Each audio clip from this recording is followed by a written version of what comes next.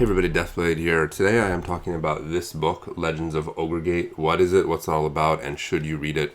Now, this is, as you can see, the author is me. So this was written by me. It is a very meaty book, as you can see.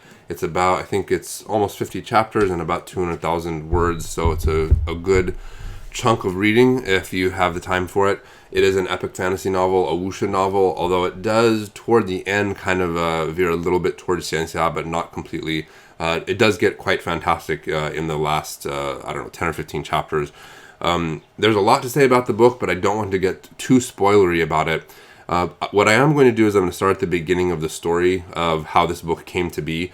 Now, much of this stuff is not talked about in this book. It's mentioned a little bit in the afterword, because I didn't want to sort of spoil the fun for people who didn't know anything about the backstory.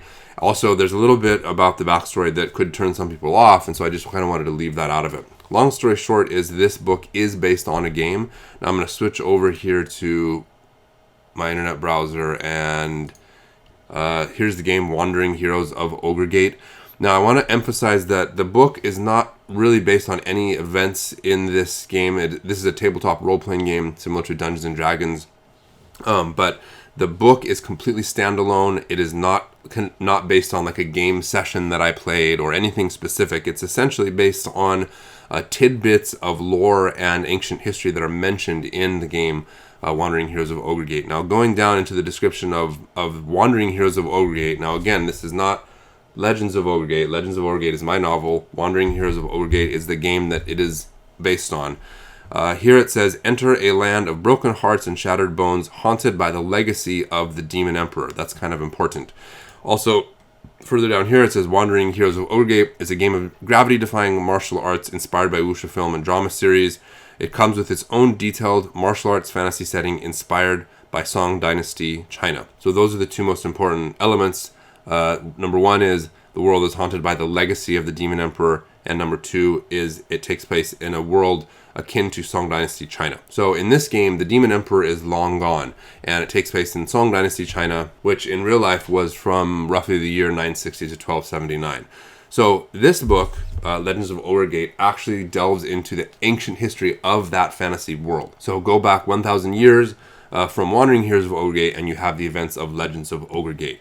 Because of that, it is not in a world akin to the Song Dynasty, but rather the Han Dynasty. You know, Han Dynasty China is much more ancient than Song Dynasty. To us in the modern era, they're all kind of like just ancient China.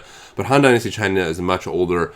People in China didn't sit at tables and chairs. They just sat on the ground at low, small tables. There's a lot of other historical aspects that I tried to make as close as possible to real life Han Dynasty China, but not everything, because it is a fantasy world. So what's the story about? The two main characters. Oh, by the way, let me jump over here to the Amazon page. Here it is on Amazon. As you can see, it's got 27 ratings. That's not a lot of ratings for Amazon. When I originally did this book, it was serialized on Wuxia World. So I actually published the entire book on Wuxia World, and then I pulled it and released it on Amazon. I didn't really care much about marketing or anything like that. So I basically didn't market the book really. And because of that, it didn't really get the attention of a much wider audience. I did the book out of passion for that game, Wandering Heroes of Ogre, and the genre in general, wuxia. Back when Wandering Heroes of Ogre was released, I was one of the play testers shortly before it was actually released.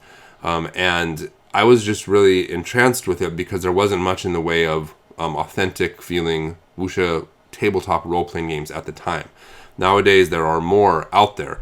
For instance, this one, Righteous Blood, Ruthless Blades, which I wrote. I'll do a little video about that later, but that's not the only one. There are others by other writers and game designers. But back in the day, Wandering Heroes of Ogre was basically the only thing that I thought was worth playing.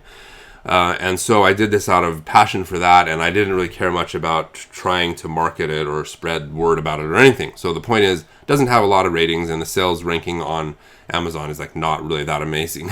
In any case, the description here kind of tells the basic point of the story. It's about Sunan, who is from a poor fishing village, and Bao, who is a princess from a noble house. They are the two main characters. It's a male and a female lead character. And the story is about their journey. Now, I don't want to get into too much spoilers. They are resisting the Demon Emperor.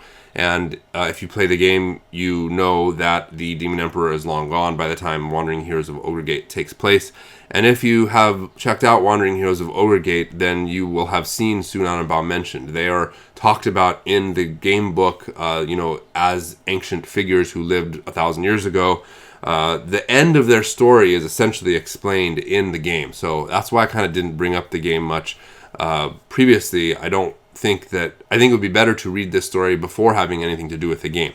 And again, you don't need to even pick up the game ever, even after reading the story. This is a standalone story that is meant to be read on its own and to be enjoyed regardless of whether you care about the game or are interested in the game at all. That said, if you do read the story first and are interested in finding out more about what happens in the world after the events of the story, you can pick up the game Wandering Heroes of Ogre Gate and find out a lot of information. The other way around is if you have played the game and you have read the Wandering Heroes of Ogre Gate book, then you will find a lot in Legends of Ogre Gate that explains many different things that aren't explained in the game book. So regardless of whether you come at it from either angle, you can do that.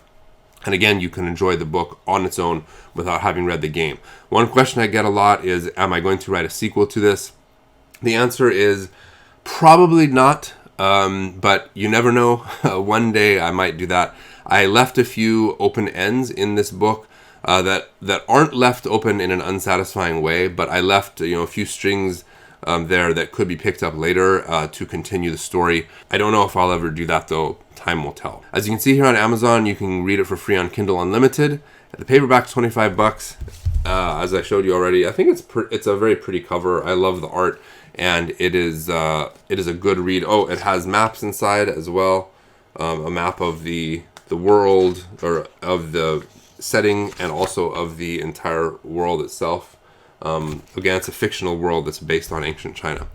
Also, there is an audiobook version which is narrated by Leona Kong, and she is a Malaysian-Chinese audiobook narrator who did a really great job with this. I listened to every second of it in the process of audio checking, and she really put a lot of heart and soul and passion into it. So if you are into audiobooks, it's almost 20 hours. It's a good way to spend your Audible credit. So in any case, that's Legends of Ogre Gate, a passion project that I completed a few years ago and is available pretty much everywhere to read. If you are into wuxia, xianxia, you will find many familiar things and a few Easter eggs that will probably make you laugh. On the other hand, this is also meant to be very accessible to people who are not familiar with those genres. So if you are trying to get a friend into wuxia or xianxia, I would say this is probably a good place to start because it is written similar to an ordinary Western fantasy book. The characters act in a way that is not as dramatic as you'll often find in the web novels. It introduces a lot of the concepts that you commonly read about. And so I did intend to write it as a way to help new readers get into the genres, but at the same time be enjoyed by those who are already fans. That's it for this video. Please check out the links in the description if you're interested in the book or the game. And that's it for this video. I will see you next time. Godzilla.